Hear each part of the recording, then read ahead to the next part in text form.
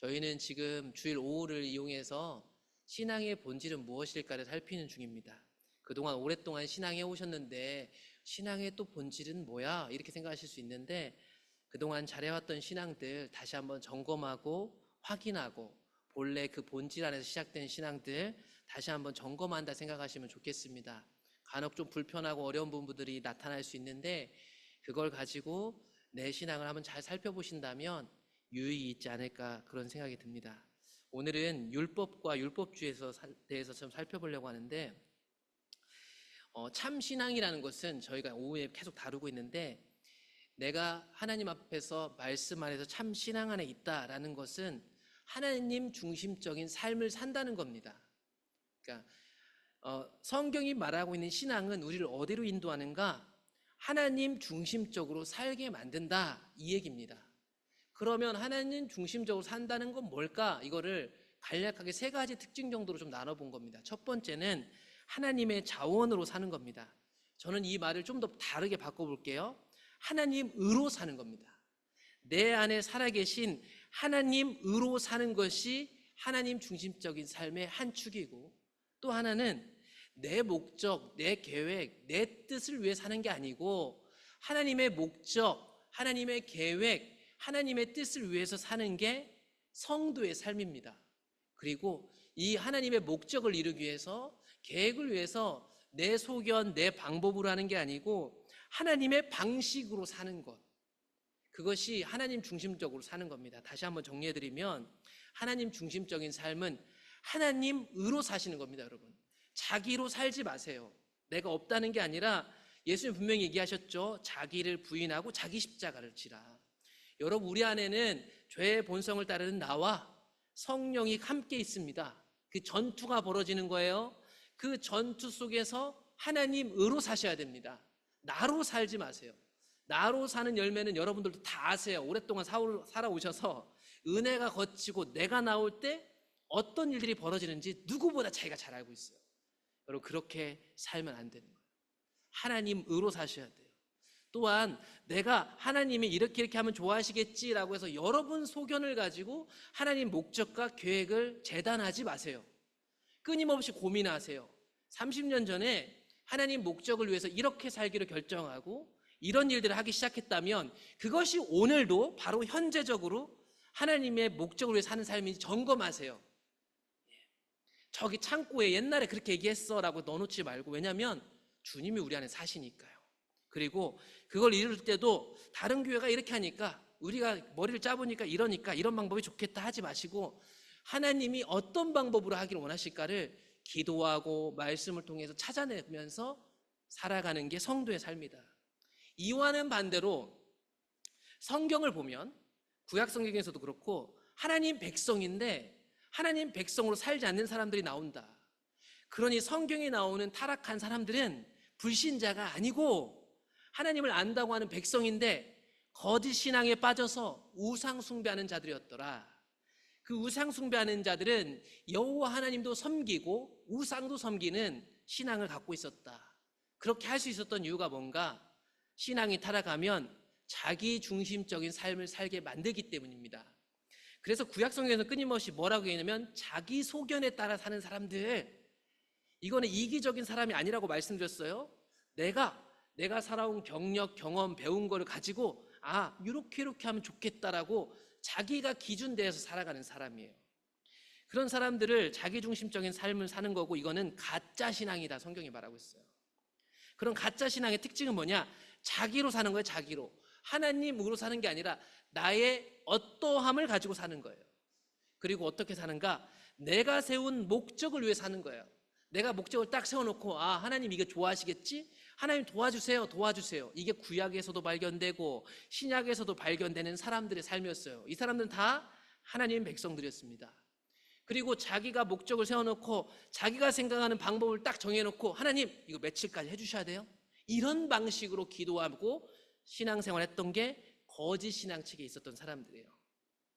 이 사람들이 살아가는 삶을 무슨 주의로 정리해보면 하나님 중심이 아니고 하나님으로 살지 않고 나로 사는 사람, 그래서 나의 어떠함으로 신앙생활하는 사람들이 빠지는 신앙 형태가 뭐냐면 율법주의 신앙이다. 그렇다면 자기 목적을 위해 살아가는 사람들 어떤 신앙에 빠지는가? 기복신앙. 오로지 내가 잘 되는 것에 관심이 있는 거죠. 자기 방법으로 사는 사람은 어떤 신앙생활 형태를 갖게 됐냐? 인본주의. 세상 사람들하고 똑같은 거죠. 생각하는 방식, 어떤 일을 처리하는 방식이 세상 방식, 사람들 소견에 따라 선택하는 방식을 따르게 됩니다. 그래서 거짓 신앙책에 빠지면 보통 이 세 가지 형태의 신앙 카테고리 안에서 신앙하는 사람이 많습니다. 대표적으로 예수님 시대 때도 그렇고 그 이후에 초대교회도 가장 큰 적이 됐던 게 뭐냐면 이 율법주의 신앙이었어요. 그래서 보시면 이 율법주의 신앙을 따르는 핵심 모델들이 누구냐면 유대교 종교 지도자들, 서기관과 바리새인들. 이 사람들은 철저히 자기 자원을 통해서 하나님의 경건에 이르려고 했던 사람들이고, 그래서 그 유대교를 떠받치고 있었던 지도자 노릇을 했던 사람들인데, 이 사람들이 하나님 중심적인 삶을 가로막고 있었던 핵심 인물들이었다. 그러면 기복신앙에 빠졌던 사람은 없느냐? 있었습니다. 예수님을 따라다니면서 예수님이 기적 행하고 오병이어를 하니까 세상 사람들이, 그 유대인들이 로마를 뒤집어 엎고 이 예수라는 분이 메시아로서 다윗과 같이 우리를 다스리겠구나 생각해가지고 예수님을 이 땅 왕으로 삼으려고 했던 무리들이 있었습니다. 제자들도 예수님이 죽으시고 부활하기 전까지는 그런 생각을 가지고 예수님을 따랐죠. 그리고 인본주의로 사는 사람들은 어떤 사람들일까? 죄인들에 해당할 거예요. 근데 보실 게 뭐냐면 예수님은 여기에 모였던 기복신앙에 빠져서 자신을 세상 왕처럼 삼으려고 했던 이 무리들을 흩어버리시고 혼자 산에 올라가셨다. 또한 인본주의 신앙 가운데 있었으니까 하나님을 떠났을지 몰라도 돈이라도 벌어보자 해가지고 동족들 세금 떼먹는 세리가 되거나 무슨 일이라도 해서 돈이라도 벌어야지 해서 창녀가 됐던 죄인들이 예수님 왔을 때 그렇게 살아도 된다 예수님 한 적 없어요. 뭐라고 했냐면, 그러니까 세리한테는 네 돈 다 돌려주고 나를 따르라 해갖고 창녀한테도 너 다시는 이런 죄 짓지 말아라 라고 분명히 얘기했습니다. 마찬가지로 이 당시에 가장 크게 하나님의 아들인 예수님한테 저행했던 사람이 누구냐면 율법주의자들이었죠. 이 사람들하고 대치하면서도 예수님 얘기했죠. 너희들 안에 마귀가 있다. 너희들 안에 마귀를 따라서 지금 나를 핍박하고 저 세리 죄인들을 정죄하고 있는 것이다 라고 하고 충돌하고 있었습니다. 이게 예수님 시대에 있었던 일들이니까 좀 그려보시면 좀 이해가 되실 거예요. 이 중에서 가장 문제가 됐던 게 예수님 시대에도 초대교회도 율법주의였다. 여러 가지가 문제가 될 수 있는데 가장 핵심적인 게 율법주의였습니다. 그래서 오늘 율법주의와 율법에 대해서 살펴볼 건데, 여러분 율법과 율법주의는 다른 것입니다. 근본적으로 다른 것입니다. 오늘 우리가 읽은 본문에 보시면 하나님이 주신 율법은 거룩한 거예요. 하나님이 주신 율법을 다른 말로 계명이라고도 해요. 계명도 거룩해요. 의롭고 선한 것이에요. 그러면 여기서 율법, 계명을 좀 확장시켜 나가 볼게요. 작은 것에부터. 가장 작게 본다면 출애굽기 20장에서 이스라엘 백성들을 구원하고 하나님이 주신 10계명일 거예요. 그렇죠? 10계명, 10개의 계명. 그리고 10계명 바로 뒤에 그 10계명을 기본으로 이스라엘 백성들 어떻게 살아가야지에 대해서 21장, 22장, 23장, 22장까지 율법이 나와요. 율법. 그게 율법이라고 할 수 있고 계명이라고 할 수 있겠어요? 좀 더 확장해서 보면 창세기, 출애굽기, 레위기, 민수기, 신명기가 모세 5개 성경 해가지고 율법이라고 해요. 그리고 더 확장해서 보면 구약 전체가 하나님의 말씀이요 명령으로 율법이에요. 그런데 이거는 어떻다고 하냐면 거룩하고 좋은 거라고 분명히 얘기하고 있어요. 율법은 하나님께로부터 나온 겁니다. 그런데 여러분, 율법주의는 이 하나님이 주신 율법을 가지고 사탄의 유혹과 우리 안에 있는 죄성이 결합해서 만들어낸 하나님으로부터 온 게 아닙니다. 그러니까 예수님이 율법주의자들한테 얘기할 때, 야, 너희들 십계명도 하고 그렇게 잘하는구나, 이렇게 얘기하잖아요. 그 율법주의자들을 향해서 그들이 율법 지키는 것을 그렇지 않은 사람들에게 쟤네들처럼 살아야 된다고 얘기는 하고 있지만, 쟤네들처럼 율법도 지켜야 된다고 얘기하고 있지만, 이렇게 율법 잘 지키는 서기관과 바리새인들에게 마귀라고 했다니까요. 지옥 갈 사람이라고 얘기했다고요. 그러니 여러분, 율법과 율법주의는 다른 겁니다. 그런데 우리가 이걸 혼동해요. 그러니까 어떻게 하냐면 율법주의로라도 신앙생활하면 잘하는 거야 생각하는 거예요. 율법과 율법주의를 구분 안 하니까 일단 열심히 있으면 교회가 다 좋아하는 거예요. 예배 안 빠지고 헌금 많이 하고 이렇게 하면 좋아하는 거예요. 이건 큰 착각입니다. 여러분, 율법은 하나님의 은혜를 얻기 위한 수단이 아닙니다. 즉 율법은 천국 가기 위한 수단이 절대 아니라는 거. 이거 머리로 지식으로는 다 아는데 대부분 이런 방식으로 신앙하고 있습니다. 이게 무서운 거죠. 다 하나님 은혜로 천국 가요라는 걸 아는데 율법에 매여 있는 성도들이 오늘날에도 자기가 헌금을 많이 하면 교회에서 어깨를 펴고 다니고 헌금 좀 보다 막 이렇게 하고 다니고 주일날 내가 예배를 한 번도 안 빠지면 예배 빠지고 나일론 신자들 앞에서 당당하고 여러분 이게 다 잘못된 거예요. 이게 그런 마음은 하나님 은혜에서 온 게 아니에요. 내가 30년 40년 신앙생활하고 교회 공여도를 가지고 교회에서 입김을 행사한다. 여러분 그동안 은혜로 한 게 아닙니다. 죄송한 얘기지만 그게 율법주의, 그게 율법주의인 거예요. 그래서 혹여라도 내가 그런 마음이 들어오면 내가 율법주의 있었나 하고 애통하셔야 돼. 애통하셔야 한다고. 내가 그거 하는 걸로 천국 가는 거 아니라고 하는데 그걸 열심히 하고 그걸 열심히 안 하는 성도를 보고 아이고 이렇게 한다고. 이거는 하나님의 은혜를 얻기 위한 수단으로 율법을 만들고 있는 거예요. 자기들이. 이집트에서 이스라엘 백성들을 하나님 꺼내내실 때를 보시면 이 관계가 분명히 나와요. 하나님의 은혜, 구원과 율법의 관계가. 여러분 이집트에서 430년 동안 살면서 어느 순간 종으로 전락했어요. 요셉이 돌아가시고 그 종으로 전락한 이스라엘 백성들을 구원하신 이유가 뭐예요? 이스라엘 백성들이 율법 잘 지켜서요? 아니에요. 아직 율법도 안 주어졌을 때예요. 이스라엘 백성들 구원하신 이유가 뭐예요? 이스라엘 백성들이 고통받고 있는 걸 하나님이 들으셨기 때문이에요. 이스라엘 백성은 이뻐서가 아니에요. 이 사람들이 고통받고 있는 걸 불쌍히 여기셨어요. 그걸 은혜라고 얘기하는 거예요. 이집트에서 최하층민으로 고통당하는 그들을 불쌍히 여겼고 두 번째로 거기서 끝난 게 아니라 그 백성들에 대한 하나님께서 약속을 하셨기 때문이에요. 그러니 아브라함과 하신 약속 때문이었지 이 사람들이 율법이 지금 있지도 않은데 하나님이 주신 기준에 딱 맞춰가고 딱 반듯하네. 얘네들은 내가 구원해야겠다. 그래서 구원한 게 아니란 말씀입니다.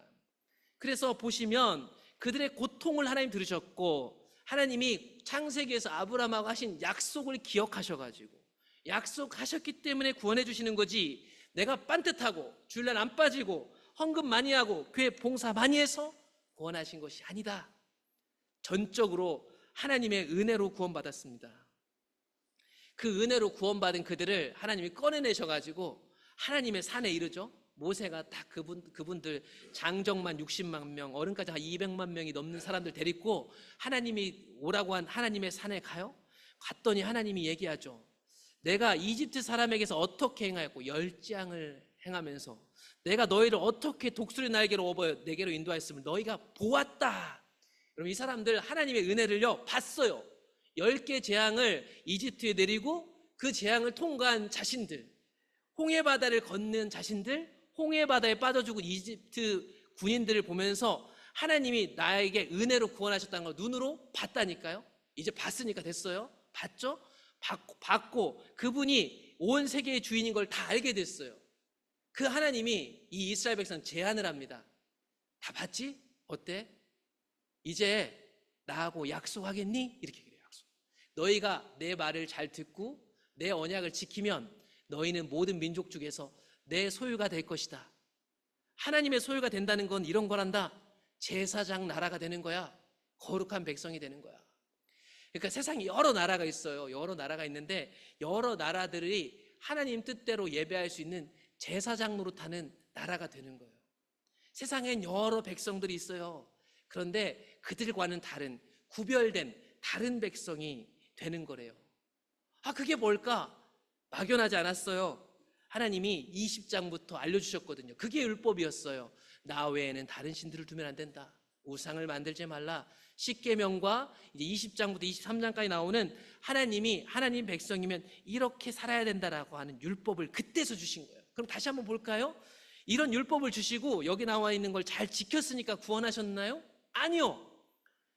그들의 어떠함 때문에 구원하신 게 아니라 하나님의 전적인 의지를 가지고 하나님의 은혜로 구원해내신 다음에 그것들을 그들은 모르는 게 아니라 분명히 보여주시고 구원을 알게 하시고 이제 나와 약속하겠니? 그게 뭔데요? 이런 거란다. 20장부터 23장까지 하나님 백성이 살 가치관, 삶에 대한 율법들이 그때서야 주셨어요. 그러니 여러분, 사람이 의롭게 되는 것은 율법을 지켜서 되는 것이 아니요, 하나님 은혜로 의롭게 되는 것입니다. 사람이 의롭게 되는 것은 예수 그리스도의 은혜로 말미암음이지 직분을 받았다고 의로워지신 게 아닙니다. 헌금을 많이 한다고 의로워지신 게 아닙니다. 예배 모든 거 한 번도 안 빠졌다고 의로우신 거 아닙니다. 봉사 많이 한다고 의롭게 되신 것 아닙니다. 하나님 은혜로 여러분들이 이미 의롭게 되셨습니다. 그러니 그 의로움을 힘입고 이 율법들을 누리셨으면 좋겠습니다. 그런데 이게 잘못되면 이 율법을 누리는 게 아니라 율법으로 자기를 속죄하고 율법주의에 빠지는 게 문제라는 거죠. 하나님은 이렇게 하나님 백성을 만들어 놓고 제안하시고 이런 게 하나님 백성이다라고 말한 후에 그들의 동의를 요구하셨습니다. 이렇게 살래? 24장에 가보면, 그래서 모세가 이 내용들을 다 들려줍니다. 하나님 우리 구원하셨고 여러분 다 보셨죠? 하나님 백성이 되는 건 제사장 나라가 되는 거고 거룩한 백성이 되는 겁니다. 그게 뭐냐면요, 십계명부터 이렇게 사는 거래요. 하나님이 이걸 전하랍니다. 전해줬어요. 백성이 듣고 결정해야 됩니다. 백성들이 얘기합니다. 예, 우리가 그렇게 살고 싶습니다. 그게 하나님 백성이 되는 과정이었어요. 그러니 은혜로 구원받았고 은혜로 구원받은 사람들은 하나님 말씀으로 삽니다. 그 말씀으로 살기 때문에 우리가 여러 가지 교회 활동들을 하게 되는 거예요. 그런데 이게 순서가 바뀌어서 이 율법을 자칫 내가 의롭게 되는 수단으로 사용하기 시작하면, 은혜를 얻기 위한 수단으로 여기기 시작하면 율법주의가 되고, 율법주의는 정확하게 보상을 바라게 돼 있어요. 보상. 내가 지금까지 얼마나 많이 했는데, 내가 장로인데, 목사인데, 교회 30년 다녔는데, 이런 얘기가 말로뿐만 아니라 마음에서 우러나잖아요. 그거요, 율법주의가 여러분 안에 하고 있는 거예요. 그거 끊어내셔야 돼요. 내가 열심히 하는데 쟤는 왜 이렇게 열심히 안 해? 억울해요? 여러분 안에 율법주의가 솟아나고 있는 거예요. 하나님 은혜로 주신 만큼을 하는 거예요. 내게 맡겨진 사명을 하는 거예요. 다른 사람이 잘하고 못하고 흔들지 마세요. 그저 내게 주신 은혜의 만큼을 가지고 내가 희생하는 거예요. 그러니 때로 억울한 마음이 들어오고 속상하고 괘씸한 마음이 들어오면 내 안에 자라나고 있는 율법주의를 보시기 시작하고 주의 은혜를 구하시면서 그것들을 끊어내야 되지 않을까. 이 율법을 하나님 은혜를 얻기 위한 수단으로 여기는 것이 율법주의입니다. 그래서 구약 율법주의를 살펴보시면 이 율법주의는 하나님을 떠나 악하게 살면서도 하나님이 주신 성전에서 계속해서 제사를 드리면 자기네들이 안 망할 거라고 생각했죠. 그랬던 나라가 우리가 지금 열왕기하를 읽고 있는데 열왕기하가 끝날 때 되면 다 망합니다. 다 망하죠. 이 사람들 망할 때까지도 우리가 하나님이 성전이 있는데 여기서 제사 드리는데 우리가 망하겠어? 착각하죠. 그런 그들을 깨우려고 하나님이 선지자를 보내요. 눈에 가시 같은 인간들을 보낸단 말입니다. 그래서 여러분 여기서 예배받자 소용이 없대요. 하나님이 이런 얘기하는데 그 한 명 죽여버리는 건 문제도 아니었죠. 그게 율법주의의 무서움이었죠. 그런 사람들이 후대에 나타나서 누구를 죽여요? 예수도 죽이죠. 여러분 그게 율법주의의 무서운 점입니다. 이렇게 이들이 결국 나라를 망해먹고 포로로 70년 끌려가요. 포로 생활하고 성전이 없으니까 이 사람 어디서 제사를 드려요? 제사를 드릴 수 없으니까 이 사람들이 뭘 하냐면 성경 말씀을 달달달달 외우면서 이 말씀을 우리 삶에 적용하기 시작했어요. 참 좋은 거였어요. 야, 말씀이 이러니까 우리 삶을 이렇게 살자, 이렇게 살자. 그렇게 해서 등장했던 사람이 누구예요? 서기관과 바리새인들이에요. 아주 경건한 사람들이었어요. 그런데 그런 사람들이 결국 누구를 십자가에 못 박아요? 예수님을 못 박아요. 처음 교회가 생겼어요. 예수님이 죽으시고 부활하시고 교회가 생겼습니다. 그 교회를 세우는데 핵심적인 역할을 했던 선교사님이 바울 선교사님이에요. 초대교회의 가장 큰 적이 뭐였는 줄 아세요? 이단이 아니었어요, 여러분. 신천지가 아니었다고요. 초대교회의 큰 적은 잡초처럼 자라나는 율법주의 신앙이었다고요. 교회 안에 바울이 교회를 세워놓고 성령 공동체로 만들어 놓고 떠납니다. 오래 걸리지 않았어요. 6개월, 짧게는 6개월, 길게는 1년, 제일 길어봤자 2년에서 3년.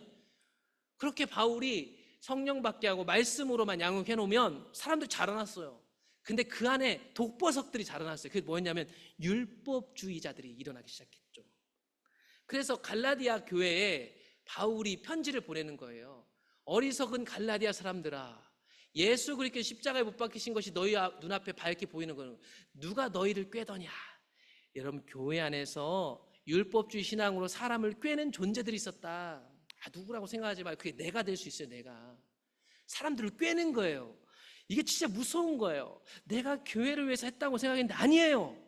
율법주의에서 하고 있는 거였죠. 그게 초대교회를 망치는, 꿰는 사람들, 거짓 선지자들이었어요. 그런 그들에게 바울은 권면합니다.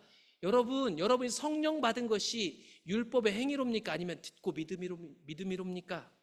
너희가 이같이 어리석으냐? 성령으로 시작하였다가 이제는 육체로 마치겠느냐?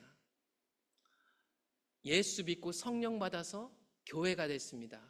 그런데 교회가 어느 정도 규모가 생기고 사람들이 생기고 조직과 제도가 생기면서 그 안에 보이지 않는 계급들, 그 계급을 주기 위해서 율법주의 행각들이 나타나기 시작했죠. 할례는 받는 사람이 목회자가 돼야지, 세례는 받은 사람이 돼야지, 신앙생활을 몇 년 정도 해야 집사가 되고 장로가 되지.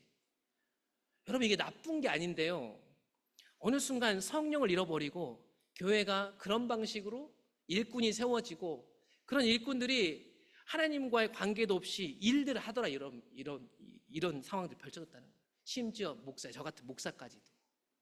무섭죠? 신학교 4년 나오고 공부해서 이 총회와 노예가 과정하는 그 과정을 마치면 성도들이 인정할 수밖에 없는 것이 되는데 과연 그게 옳을까? 이미 그렇게 된 걸 뭐 깨부수자라는 게 아니고, 이런 걸 좀 생각해 본다면 우리의 직분이 우리를 보호해 주는 게 아니고요, 내가 올바른 믿음 안에 있는가 끊임없이 질문하는 것. 우리도 원치 않지만 율법주의로 치달을 수 있는 게 우리라는 걸 늘 경계하셨으면 좋겠습니다. 무릇 율법 행위에 속한 자들은 저주 아래 있는 거나 다름없습니다. 기록되어 있죠. 성경에 누구든지 율법책에 기록된 대로 모든 일을 항상 행하지 아니하는 자는 저주 아래 있는 자라 하였습니다. 그러니까 갈라디아 교회 안에 교회 활동을 율법주의적으로 이끌어가는 사람들이 열심히 하면서 율법주의로 신앙생활을 한단 말입니다. 그러면 그래요, 그들이 율법주의를 통해 가지고 하나님의 의로움을 힘입고 교회의 중직이 되고 교회를 운영한다면 그 사람도 율법 하나도 어기는 거 있으면 안 된다, 이 얘기를 바울이 하고 있는 거예요. 그런데 그런 사람은 없거든요. 그러니까 그리스도 예수의 은혜 아래 엎드려야 되지 율법주의로 흐르면 안 된다고 얘기하고 있는 거예요. 그렇다면 여러분, 하나님이 우리에게 율법을 주신 이유와 목적은 무엇일까? 율법을 주신 목적을 크게 4가지 정도로 생각할 수 있을 것 같아요. 먼저 첫 번째는 뭐냐면 죄가 드러나게 하려고. 그런즉 우리가 무슨 말을 할까요? 바울이 로마 교회에 편지를 보냅니다. 율법이 죄인가요? 아니죠. 율법은 선하고 좋은 겁니다. 율법으로 말미암지 않고는 내가 죄를 알지 못하였으니 곧 율법이 탐내지 말라 하지 아니하였더라면 내가 탐심이란 것 자체를 알지 못했겠지요. 말이 어려운 것 같지만 다른 게 아니고 이 율법이 있음으로 있잖아요, 우리 안에 거하는 죄를 우리가 깨닫게 되는 거예요. 하나님은 율법을 주심으로 가득한, 우리 마음속에 가득한 죄를 알게 하셨어요. 그러니 여러분, 말씀 앞에 서면요 사람이 겸손해져요. 말씀 앞에 서면요 하나님 앞에 차분해져죠. 이 말씀을 지식과 이론으로 가는 사람은 그렇다, 이해가 아니고 이 율법은 뭘 하냐면 내 안에 있는 죄악을 들춰내요. 그리고 그 들춰낸 죄악을 그냥 놔두는 게 아니라 이 말씀 앞에 서면 설수록 이 죄악이 커지는 것을 느껴요. 그런즉 선한 것이 내게 사망이 되는 율법을 얘기하는 거예요. 그럴 수 없느니라. 오직 죄가 죄로 드러나기 위하여 선한 율법 그것으로 말미암아 나를 죽게 만들었다. 율법이 내 안에 있는 죄를 가리키고 그 죄를 심화시켜서 너는 심판받을 사람이 분명해 라는 역할을 율법이 합니다. 이 율법 계명으로 말미암아 내 안에 있는 죄가 완전히 도드라지게 드러나요. 숨을 곳이 없습니다. 그러니 말씀은 우리 안에 있는 악함을 드러내요. 오늘날 세상과 성도가 얼마나 악합니까, 우리가? 그러니 제가 종종 드릴 말씀이잖아요. 오늘날 교회에 와서 제대로 말씀이 성령의 감동으로 우리에게 닿는다면 우리는 다 울게 될 거예요. 화날 일이 아무리 생겨도 화가 안 날 거예요. 왜냐하면 화나게 하는 저 사람을 주목할 수 없을 정도로 내 안에 있는 죄가 드러나고 심화되기 때문이에요. 이렇게 극심한 죄로 인해 고통을 겪는 성도는 자연스럽게 우리를 구원하실 수 있는 유일한 그분께로 인도함을 받습니다. 그래서 바울은 갈라디아 교회 편지를 보낼 때 율법이 우리를 예수님께로 인도하는 거예요, 이렇게 얘기를 해주는 거예요.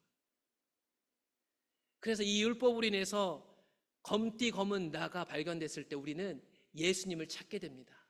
내 힘으로 씻으려고 해도 안 되거든요. 내 목사 직분으로 씻으려고 해도 되지 않아요. 내 신앙 경력으로도 되지 않거든요. 이 말씀이 죄를 심화시키니까. 그래서 이 죄를 지신 예수님께로만 갈 수밖에 없는 거예요. 다른 데 갈 데가 없어요. 그래서 그 예수님께 가면 믿음으로 말미암아 의롭다고 해주시는 거예요. 이제 그때에서야 나는 다시 하나님의 말씀으로 살고 싶어지고 살 수 있게 되는 거죠. 그래서 출애굽기 19장 다시 돌아온다면 하나님은 하나님의 소유인이 제사장 나라가 되라고 하고 거룩한 백성이 되라고 합니다. 예수 그리스도의 말미암아 하나님의 자녀된 의로움을 얻었다면 이제 의롭게 사는 것은 자연스러운 것이죠. 이렇게 이런 순서가 있습니다. 이 네 가지 목적의 순서를 올바로 이해해야 되는데 이 순서가 뒤바뀌면 큰 문제가 벌어집니다. 다시 한번 정리해보면 하나님 말씀은 내 안에 있는 죄를 깨닫게 해주십니다. 또한 이 타락한 사람 안에 있는 죄가 얼마나 더 확실한지를 계속 더 부각시켜요. 그게 성령의 감동이죠. 그 성령의 감동으로 인해서 울고 고통받는 우리는 우리를 구원하실 수 있는 예수님의 십자가로 갑니다. 그때에서야 우리는 이제 구원받은 백성답게 살 수 있는 용기와 믿음을 가지고 말씀을 대합니다. 그런데 여러분 1번부터 3번까지 과정이 생략되어 있는 채 4번이 첫 번째가 되는 것이 율법주의다. 오늘날 교회에 온 성도들은 자신의 죄를 알기도 전에 당신은 하나님께 사랑받기 위해 태어났어요. 그래서 1번에서 3번까지 그 사람 내면에서 이루어져야 될 과정을 생략시켜줍니다. 교회 안에서 새신자 훈련을 받으면 집사가 되면 일단 오랫동안 교회를 봉사하다 보면 1번과 3번은 다 된 것처럼 얼렁뚱땅 넘어갈 수 있게 됩니다. 그렇게 신앙생활을 배운 사람들은 끊임없이 1번과 3번을 생각할 필요도 없이 이제 나는 구원받은 백성이 확실하니까 율법에 매여 살기 시작합니다. 그래서 기독교 신앙이 만들어낸 종교 규범 안에서 끊임없이 그걸 반복하는 삶을 살죠. 주일 성수, 헌금, 봉사도 1번과 3번이 생략된 상태에서 끊임없이 하는 겁니다. 그래서 시험을 드는 겁니다. 그래서 시험 들고 넘어지는 거예요. 깨지는 거죠. 그래서 언젠가는 교회를 떠나게 되는 거예요. 평생 어린아이 신앙을 벗어나지 못하는 거예요. 왜냐하면 1번에서 3번까지 참 성도가 되는 과정을 고민하지 않기 때문입니다. 그러므로 이 네 가지 순서를 올바로 아는 게 중요합니다. 바울의 고백으로 오늘 말씀 마무리할 겁니다. 바울은 정확하게 이 순서를 끊임없이 자기 안에서 또 경험하고 있었어요.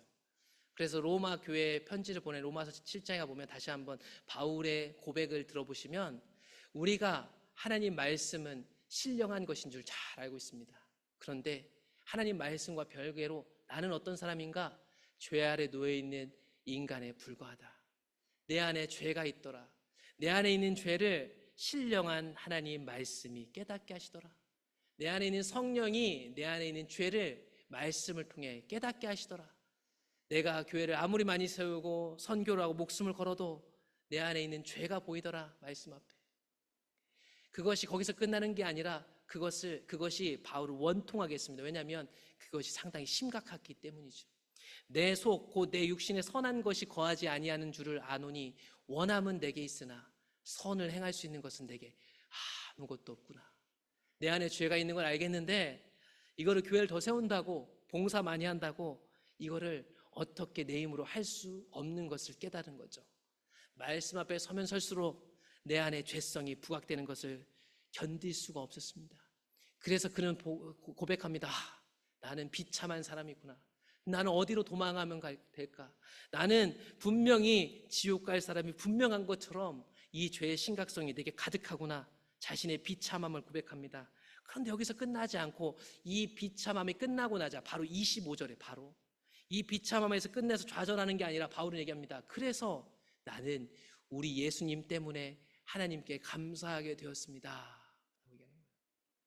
내 자신이 마음으로는 하나님의 법을 육신으로는 죄의 법을 섬기나 내 안에 생명의 성령의 법이 하나님 말씀대로 살고자 하는 마음을 주지만 내 안에 있는 죄의 법은 여전히 율법을 이용해서 율법주의에 빠지려는 마음, 기복주의, 인본주의가 가득하죠. 말씀 우리의 죄를 드러냅니다. 교회 수도 없이 세워봤자 소용이 없었습니다. 그런데 예수 그리스도가 있다는 것을 알게 되었습니다. 이것이 날마다 바울 안에서 고백되어지는 신앙이었어요. 과거의 이야기가 아니었어요. 끊임없이 말씀 앞에 설 때마다 그 은혜는 곱씹어지는 것이 되었어요. 그래서 바울은 예수님 안에 있는 그 생명의 성령의 법을 깨닫게 되죠. 그러므로 이제 그리스도 예수 안에 있는 자에게는 결코 정죄함이 없나니 이는 그리스도 예수 안에 있는 생명의 성령의 법이 죄와 사망의 법에서 너를 해방하였습니다. 그러므로 말씀 앞에서 아프고 심화된 죄를 보지만 우린 말씀 앞에 서서 끊임없이 이 생명의 성령의 법을 깨달으며 자유로워집니다. 자유로워집니다. 누군가의 어떠함으로 인해 묶이지 않습니다. 하나님 안에서 자유롭습니다. 그 자유로워진 영혼은 하나님 말씀으로 살게 됩니다. 그러므로 로마서 12장에 가보면 바울이 당당하게 그렇게 회심한 성도들, 생명의 성령의 법을 깨달은 그들에게 권면하죠. 여러분, 그러니 이제 이 세대와 같이 살지 마세요. 세상을 본받지 마세요. 이제 하나님의 선하시고 기뻐하시고 온전하게 하신 뜻이 무엇인지 분별해 보세요. 하나님 말씀으로 사세요. 그러면서 쭉 내려가 보시면 바울이 하는 권면이 형제를 사랑하세요. 다른 사람을 사랑하세요. 서로를 존중하세요. 부지런하여 게으르지 말고 열심을 품고 주를 섬기세요. 이 모든 것이 이제 자연스럽게 해방된 영혼들이 이 일들을 하게 될 겁니다. 그러면 그곳에 하나님 생명이 임하게 되겠죠. 오늘 말씀을 정리합니다, 여러분. 율법은, 말씀은 하나님께로부터 나온 것으로서 선하고 거룩한 것으로 아무 문제가 없습니다. 그 율법은 우리 안에 있는 죄를 드러내기 위한 것입니다. 그러니 외식하지 마세요. 괜찮은 척 하지 마세요. 말씀이신 예수님이 오시자 말씀을 달달달달 외우고 있는 서기관과 바리새인들의 죄가 드러났습니다. 그러니 여러분, 우리의 부끄러움을 숨기려고 하지 마세요. 여러분의 자원으로 말씀 앞에 서서 당당하게 쓰셨으면 좋겠어요. 누군가가 오해해서 권사가 이 모양이네, 목사가 이 모양이네, 그거에 흔들리지 마시고 하나님 앞에 쓰셔서, 말씀 앞에 쓰셔서 그 죄 드러나기를 두려워하지 마세요. 그 죄 앞에 드러날 때 아프실 거예요. 왜냐하면 그 죄를 드러내려고 그게 부각되기 시작하니까. 그런데 그 부각된 우리의 연약함을 예수님이 십자가에 지셨기 때문에 우리는 반드시 예수님을 만나게 되는 거예요. 그 예수님을 만나고 나서부터는 하나님의 말씀으로 살게 돼요. 그래서 자유롭게 되는 거예요. 여러분, 자유로운 신앙 하셨으면 좋겠습니다.